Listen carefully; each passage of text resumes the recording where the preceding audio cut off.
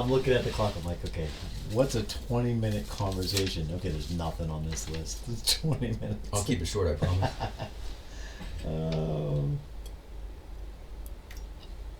Let me see.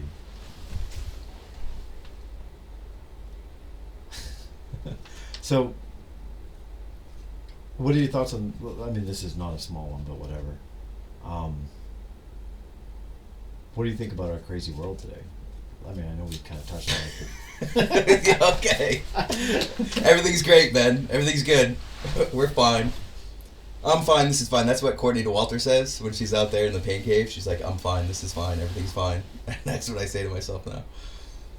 But I like when I say that, like, what's the first thing that pops in? Is COVID the first thing that pops in your head? Is No, it's division. It's unnecessary division.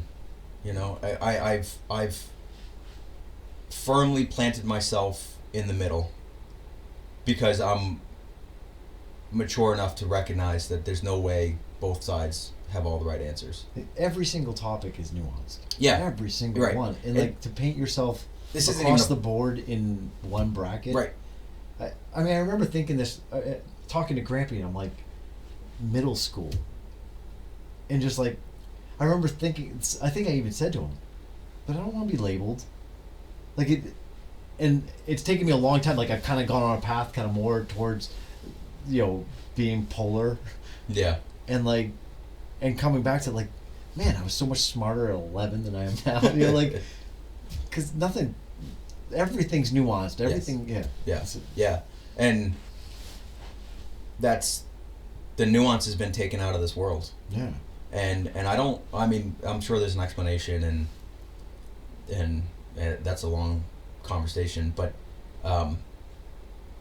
everything is complex. And actually, it's weird.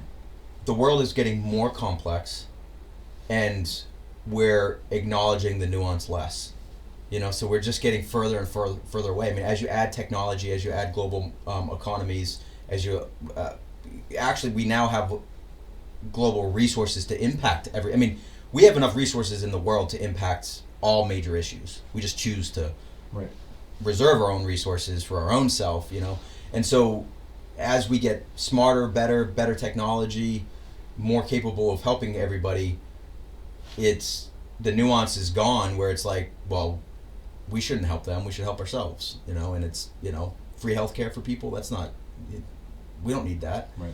And so and then to make that entire problem worse, I think the ability to have conversations like you're pursuing, it's like, I want to learn your perspective. I genuinely want to hear your side of the story and get to know it. And is there something I can pull away and apply to myself?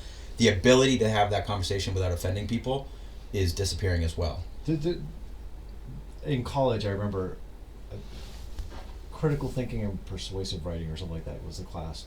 And they're like, I remember the teacher saying, the best way to make an argument is to understand the other perspective. Right. And it's like, that's been lost altogether. Like, understanding of the other side. Because when you're making an argument from that perspective, and you're diving into and you're literally taking the opposite position and trying to understand it to like counter, like if I think of like a trial lawyer, like what are they gonna say against mine? Okay, now I gotta preemptively think. Right. But unlike a trial lawyer who's painted on one side, you can use that to understand the other perspective, to inform your perspective. Yeah. And sometimes it makes your argument stronger. Sometimes it weakens your argument. Right. And then wanting to follow that weakness. You're like, oh, there is a flaw in my argument. Let me rethink this then. Like, oh, how does it all fit now? So there's more generations of people that where socialism is appealing versus capitalism, right? And that's happening for a reason. And I always say that the capitalism's biggest enemy is not socialists, it's capitalists, right? Because what ends up happening is like all these businesses end up causing these global economic crashes, and through greed and corruption and insider trading and all of these issues that we see that come out of capitalism. And then the counterbalance is people are like, hey, I'm tired of all these rich, high top of the food chain people dictating politics and the world and crashing the economy. I think we should just spread the wealth. And as opposed to just saying, well, you guys are wrong and socialism has always failed, why not acknowledge that their concern is coming from a genuine place? Right. Like, I understand their plight. They're like, look, I can go to college, take on debt, go work for somebody that does not care about me, mass layoffs and bosses that are cruel, or I could just promote the socialist thing and somebody's going to magically give me everything I want. We know that fundamentally that doesn't work, but I understand their appeal. I can relate to people that appeal that way. And as opposed to just saying, you're wrong, I'd rather say, hey, is there something we can fix about the capitalist environment that would appeal to you? Like universal healthcare and more paid time off and, CEOs that aren't making 300 times more than their laborers. I mean, is there something we could do to maybe play with this a little bit so that we can bring you to the more of the middle? But we don't do that anymore. It's just, you're wrong and you're bad and I'm going to keep running this train in the direction that I want to run it. And we just diverge. Right. And I see that, like, name an issue. Healthcare, gender politics, socialism, like, any one of them has that same kind of approach where it's just, you're wrong, I'm right, I'm not willing to listen to you, and we're just going to trench in. Right. We'll get nowhere. The socialism's a good one because I mean, there's certain basics to that I feel like, okay, that's not, like, the concept's set up to fail. Like, I believe that. We've got in my heart, evidence to support that. It's hard so back into questioning myself though, like, do we really? You know what I mean? Like Cuba. Like, you look at some of these countries, it's like, well, we did put embargoes on them, and we did, like, you know what I mean? Like, they're pinned in a place that was. There hasn't been a perfect ideal, but I don't think that's possible either. Right. But also, I don't understand it. I understand that my perspective on it is just kind of like, well, you remove motivation from the factor, it's going to be failure. Yeah. Which I, to my core, believe that. Yes. It's going to be a long-term failure no matter what. Like, it doesn't. The corruptness. Inherently evil. Right. Yeah. That's in us. Yep. The original sin. Like, it is. It is there. Like, people are too easily corrupted, and. So yes, I think that's, but I don't. But because of that, I've kind of just like tossed that argument. Like, I'm not even gonna listen. Like, you know what I mean? Like, and I need to understand that perspective, where it comes from, and then where's the compromise? What is the better solution? Right. And let's come together and figure out. Let me understand you. Why do you want this? Like there's little, like, for me, like, minimum wage. Like, I see. I see a problem. Like, yeah, it sounds great. Let's increase minimum wage. But are we losing jobs? Are businesses going out of business? Are we helping the Walmarts and Amazons of the world and killing? Where is there another way? But I recognize there's a problem. We need to bring up the bottom. Yeah. How do we do that? Right. Is it more government help structured raises for showing up to work or whatever? Is there a different solution that we both can get what we want? Yep. You take abortion. Like, well, is it 5 years after birth? Well, no. Is it abstinence? Well, that's a little extreme too. Like, where is the balance? Right. Every one of these subjects has this kind of balance, and I wish the conversation was there more. Yeah. And you're right. Like, that. Yeah, I mean, compromise is a bad word now, and I've seen this in my personal life. There's groups of people that just feel like if they deviate from their personal beliefs even a little bit, that they're somehow, abandoning their entire, identity. Right. And I also understand why that happens. The cult of personality, and where you feel comfortable associating with, a specific rigid group of people. I mean, that's how cults form. That's how a lot of religions operate. I mean, there is a compulsion by a lot of humans to just want to define everything. We talked about this at dinner last night. Just kind of define the parameters and then just stick to those as like a safety blanket. And if you say, well, I believe in capitalism And if I go outside of that and say that anything else might be a better version, then I feel like my entire world is going to be shattered, and that's too scary to me. Right. You know, and that's problematic. And I mean, I talk about this one a lot. Like, I honestly think that I could solve America's climate change problems like in a month. Like, I know that there is knowledge out there, pragmatic, practical knowledge, where we could be a leader in emissions controls in the next 20 years, but it would take compromise, right? So, for instance, and I'll give you the plan. When we went through the shale revolution, we figured out that there was a ton of natural gas locked in the shale formations in existing reservoirs in the United States, and we became the biggest producer of natural gas. We should have immediately switched anything that was burning a fuel, like oil or coal or rubber tires, which we still burn up here in Maine. Should have switched absolutely as a countrywide policy, switched everything to natural gas.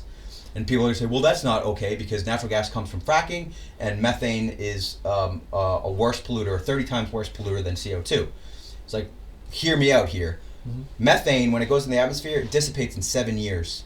When CO2 goes into the atmosphere, it dissipates in 200 years. We could have switched everything to natural gas, and that any emissions from that natural gas would already be gone now. It wouldn't be polluting. Right. It's like what I say is when you clean your house, spring cleaning, it gets a little bit messier before it gets organized, right? So switch everything to natural gas.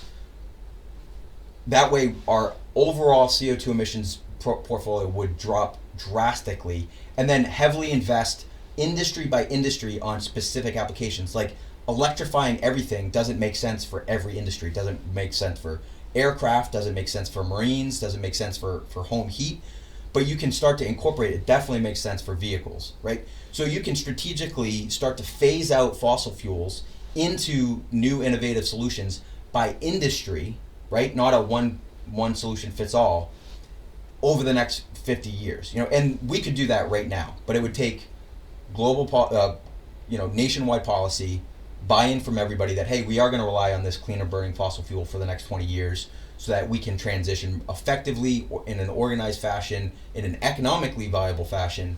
Nobody wants to hear that. When I start saying natural gas to an environmentalist, they say, you're the end of the earth, right. You're the worst thing out here, you're the problem. Right. And I have the science to support all of this, but nobody wants to listen, you know, and I'm not the only one saying it. But so there are, and it's like that in every industry. You know, there are smart people out there that can solve problems, just like doctors that have solutions for COVID, but nobody wants to listen to them. What's the problem with capitalism, right? That we pass on the buck to the next. You're getting elected on popular, like the whole concept of somebody that was popularly elected, that won a popularity contest, is gonna decide national health issues. With no background, right? You know, so, and the discomfort of switching to something like natural gas, even though it would, or switching, whatever the solution is, that it involves discomfort. Yeah. Well, the electoral tends towards comfort. Yeah. Yep. Yeah. And so someone can run on saying, hey, the big bad Exxon and Chevron and BP, those big bad guys, I'm going to eradicate them. I'm getting rid of them. We're switching off fossil fuels. And that appeals to a lot of people, even though those energy giants we need. They provide, they keep the lights on, you know? And so it absolutely is public opinion that, you know, it's like, hey, whatever the easiest path to my set of ideals, you know, I'll vote for. Right. I'm not really willing to talk about compromise or doing something differently or, and so like, and that's where I've lost interest in politics and keeping up with the current crisis, because I know it's just polarized thinking without any honest conversation and an unwillingness to see other people's perspective. And where I get hopeless is I actually don't see that changing. Like you say, you think maybe there's like a middle of the aisle candidate that could come out and rally the base and reinvigorate. There's never been a better opportunity for that to happen. Right. No, I agree. My friends call it the reasonableist party. Just like a group of people that are like, hey, that sounds reasonable, let's try that. What's the Eric Weinstein? Oh yeah. One of the Weinsteins. The Dark Horse guys? there's a couple brothers, right? Yeah. But Yeah. one of them started a. It was during the election, once Trump and Biden were elected, were the representatives of the party. He started a website or a group think kind of webpage, or I don't know what platform it was on, but like, let's see if we can get a compromise. Like, let's see if we can get, like, maybe get two candidates from parties and get them together to run against new shutdown. Yeah. Like, shut down on platforms. Right. Like, let's just have this conversation. Right. No, it's all money. It's all money and greed and power corrupts and.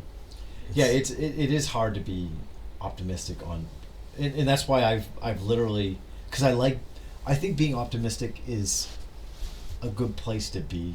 I agree. It's mentally, it's a good space. Mm-hmm. It's a lot of negativity I don't think gets me anywhere good. So like, what's my point of being there? So it's a choice to be optimistic. Yeah. But I've had to choose to just separate from watching the news. Yeah. I've had to choose to separate from social media in, reading comments and stuff. Like, I'll look over Dee's shoulder and just see her scrolling through it. It's like, I can feel frustration. Like, it's like, Danielle was talking about, like, running form. And she's like, I'm always trying to get, like, the kids will be running and they're tight and their shoulders come up. And she's like, be loose, be relaxed. Like, I feel that when I'm looking at it. Oh, there's that post. What an idiot. Like, what? Yeah. Like, I like that person that posted that. Right. Like, her and I sit down at a family get together, and we enjoy talking to each other. Yeah. Yeah. Who cares? Right. I mean, like. Yeah.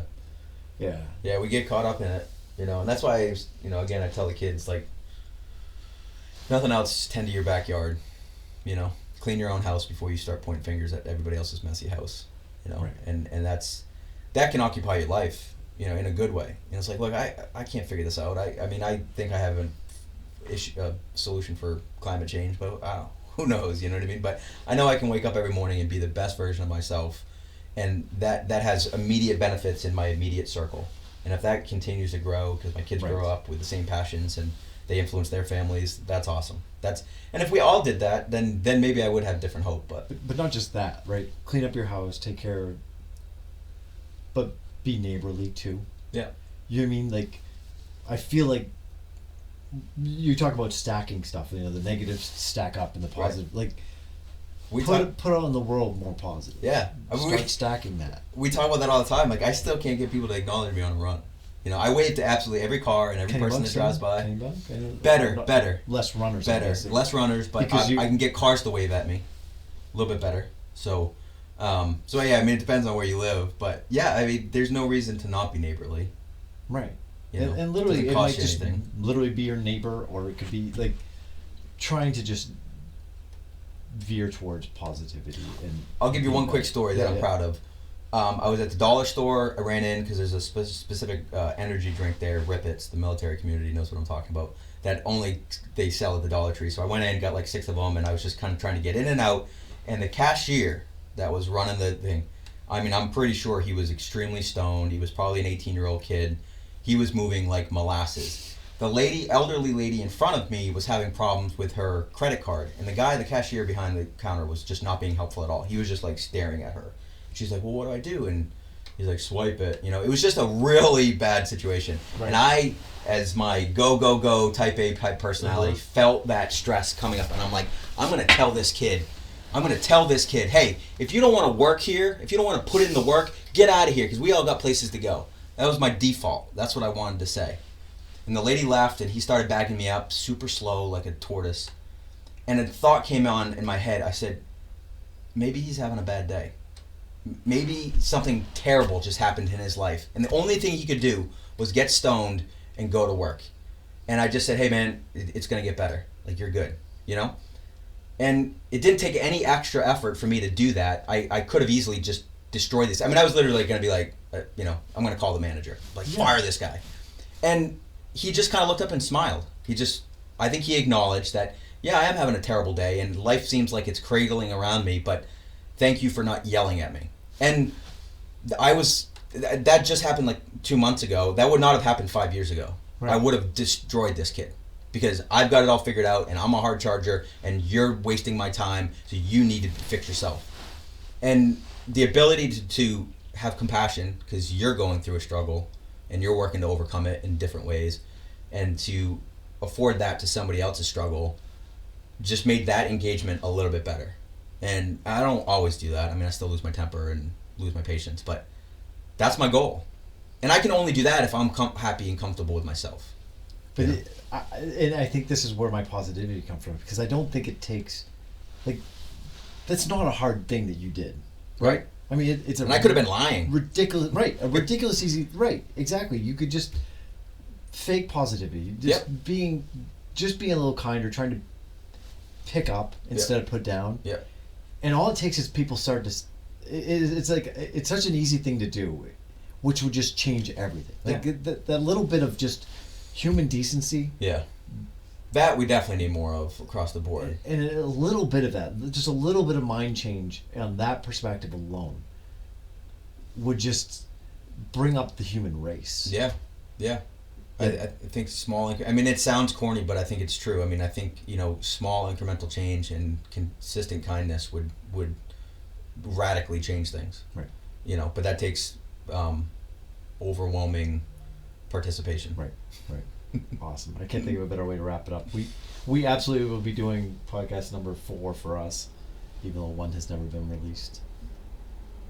The one with you. My podcast. Yeah, I know. See, I told you I'm a quitter. But no, thank you very much. I really appreciate it. I can't wait to do it again. Always a pleasure, Ben. Awesome. I always learn something when I come up here. Thank you.